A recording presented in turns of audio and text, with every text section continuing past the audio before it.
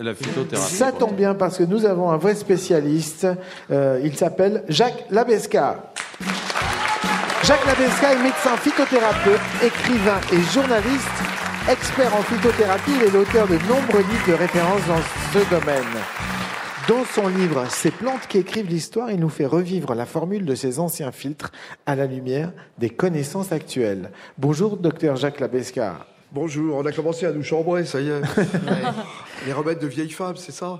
Alors, quel que soit votre problème, une plante a la solution. Problèmes intestinaux, chute de cheveux, fatigue, tous ces petits soucis se soigneraient. Écoute Daniel, écoute bien Daniel. Alors, c'est très chinois ça, non docteur, c'est assez chinois tout ça. Mais absolument, d'abord, on ne combat pas les maladies, je vais me faire attaquer par mon confrère. Nous ne combattons pas les maladies, nous soignons les malades. C'est tout à fait différent et c'est tout à fait la dynamique de la médecine chinoise. Exactement. Mais alors vous avez anglais votre livre sur le rôle historique, qu'ont eu certaines plantes. Et oui, parce que l'histoire des plantes se confond avec l'histoire tout court, et qu'à l'époque, on n'avait pas autre chose pour se soigner.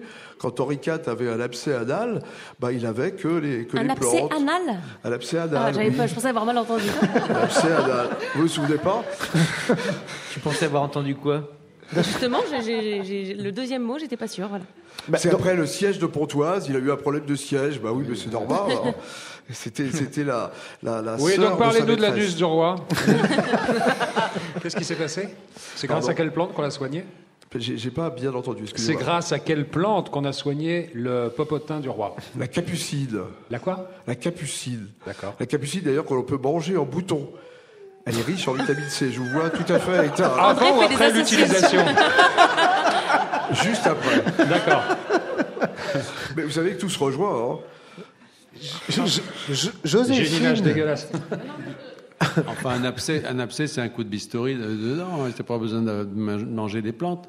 Si, en cataplasme, on commence. Si, parce que si l'abcès n'a pas mûri, le coup de bistouri, et puis les bistouris à l'époque, Ambroise Paré était juste, hein, il n'y avait pas beaucoup de bistouris. Louis XIV a eu la première opération d'une fissure anale. Alors, on va arrêter de parler des anus des rois, si vous voulez bien. Est-ce qu'on peut soigner autre chose avec les plantes? On va parler des plantes. Alors, les plantes ont toute une histoire. L'ortie, par exemple. L'ortie, c'est une plante remarquable. On voudrait faire un médicament qui comprendrait toutes les variétés et toutes les capacités de l'ortie. On pourrait pas. Il y a plus de 200 propriétés sur l'ortie.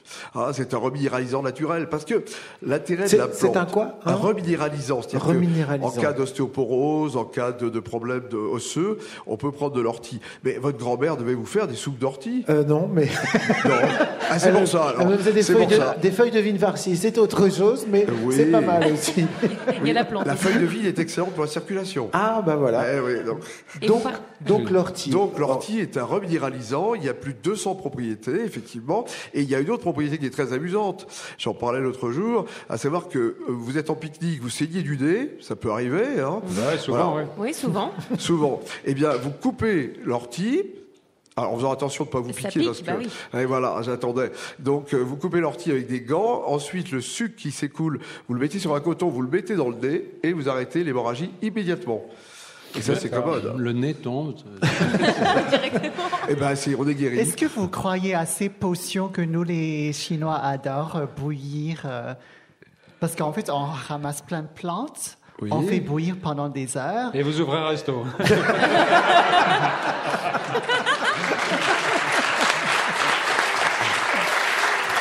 En fait, mon frère a une maladie de peau très importante, donc il a passé son enfance à boire ces potions, et en fait, c'était assez efficace. Tout à fait. Et il y a toutes sortes de plantes, et le mécanisme est assez différent de la médecine occidentale, à savoir qu'en fait, ça chasse tout vers l'extérieur. Donc, pendant 3 semaines, il a une peau, mais dégueulasse. Oui. Les toxines. Mais vous savez, c'est le principe du drainage des émonctoires. On mettra les photos sur le site disait internet de Molière. France Inter. Et voilà, on peut pas être sérieux alors que nous parlons sérieusement de plantes. À chaque fois, on se fait brocarder. Hein. D'ailleurs, vous savez qu'on nous parle de remède de vieille femme, alors que le nom normal, c'est le remède de bonne femme, du latin famé, du latin renommé. Alors, vous avez raison, et j'en parlais l'autre jour à la radio, une personne qui avait un ulcère variqueux, on change, vous voyez le sujet, depuis longtemps. Vous en parliez sur une autre radio ? Sur France Bleu. Ah bon. Ça va. Ça va encore. Vous pouvez continuer. Sur France Bleu. Donc, et je lui ai conseillé de l'eau d'arquebusade. Et l'eau d'arquebusade, la formule a été transmise par François Ier, qui a demandé à un moine capucin de lui, ou bénédictin, enfin je sais pas, j'y étais pas, hein, bon, qui lui a conseillé donc cette formule pour lutter contre les infections qui venaient des plaies d'arquebuse. Eh bien, cette patiente a noté, et depuis, en 3 semaines, elle a eu son ulcère qui a été réglé. Et c'est un ensemble de 58 plantes, effectivement. Mais pour revenir à votre question, vous savez qu'on dit toujours « ça me sort par tous les pores de la peau ». Et ce sont les mauvaises énergies, les toxines et autres. Et j'ai interviewé le professeur Montagnier, qu'on ne peut pas taxer d'être un phytothérapeute, hein, et qui me disait qu'il y avait beaucoup de problèmes qui venaient de problèmes intestinaux, par exemple. Et notamment, au niveau des maladies auto-immunes, il y a beaucoup de maladies auto-immunes, c'est-à-dire des maladies dans lesquelles on fabrique ses propres anticorps contre son propre corps, qui sont liés à un problème intestinal.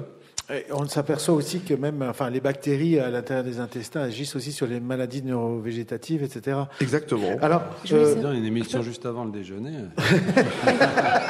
Mais ça vous aidera à digérer, justement.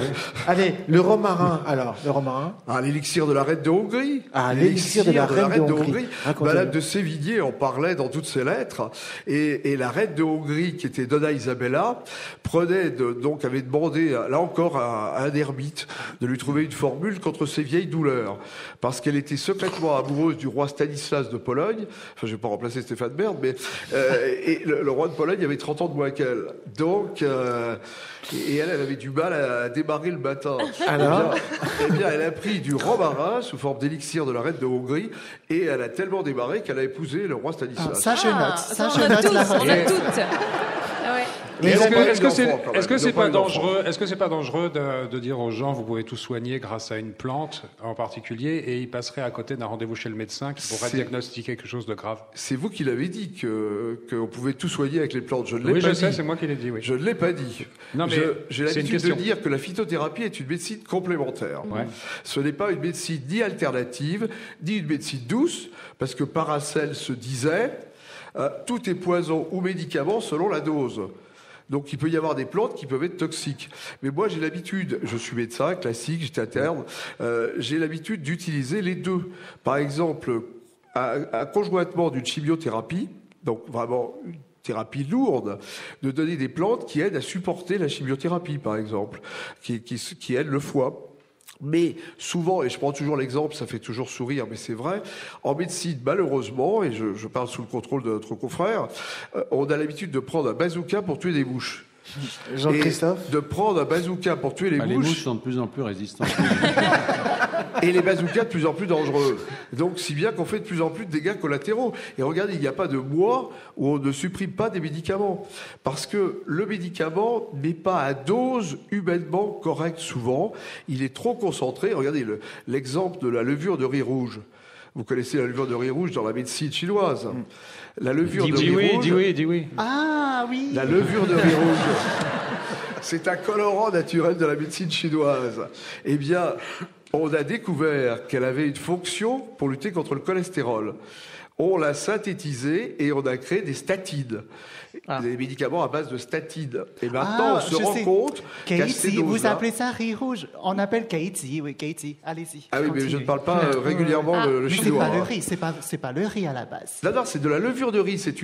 C'est un champignon qui permet de colorer. Et donc Et donc, la levure de riz rouge est efficace pour lutter contre ce que l'on dit le mauvais cholestérol.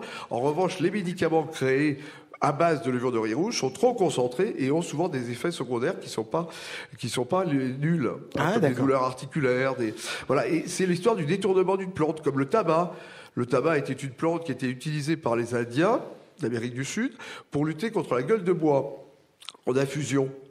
On l'a fait brûler et là on entraîne des inconvénients. Mais comme le cannabis aussi. Oui, hein. vous en parlez du cannabis ? J'en parle pas. j'en parle pas, mais je l'utilise quelquefois contre certaines douleurs, parce que les cannabinoïdes, d'ailleurs, heureusement maintenant on va les avoir à disposition, ils sont très efficaces, mais en infusion ou en préparation. Contrairement, là encore, il faut pas les faire brûler, effectivement. Comment s'appelait cette plante que les paysans ils se faisaient des plaies, ils se frottaient cette plante pour ne pas aller à la guerre de 14-18, justement. Vous saviez cette histoire, Jean-Christophe?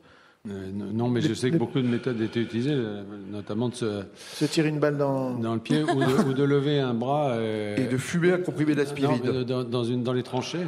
Il y avait beaucoup de plaies des doigts parce que les types se mettaient dans la tranchée, ils levaient le bras et ils se faisaient tirer sur les doigts et ils essayaient de se faire réformer comme ça, mais souvent il y a eu des condamnations à mort à cause de ça. Hein. Alors ils fumaient aussi des comprimés d'aspirine, ce qui donnait des images pulmonaires. Oui, il y a des tas de méthodes pour se faire réformer. Il y a des tas de méthodes. Mais la plante, c'est la kélidoide. C'est la kélidoide qui, là encore, on va reprendre Paracels. Si on l'utilise, elle peut soigner les verrues. Mais si on l'utilise sur une peau saine, elle peut attaquer la peau et créer des ulcères de peau qui ressemblent effectivement à une érosion de la peau et donc à une maladie contagieuse. Et alors, qu'est-ce qu'il y a de mieux que les statines? Parce que vous dites les inconvénients des statines, c'est... La levure de riz rouge, tout court. D'accord. Et ça a les mêmes effets? Oui, absolument. Ah, ok. Oui. Maman est tentant parce que ma mère, elle prend des statines. Et elle n'a pas de douleur articulaire. Si, elle en a un peu. Et voilà. Eh bien, on va résoudre un cas. Bravo. Docteur Jacques Labesca, merci d'être venu nous parler de ce sujet passionnant. Vous restez avec nous. Je vous rappelle votre dernier livre, C'est Plantes qui écrivent l'histoire, est paru aux éditions Amfortas.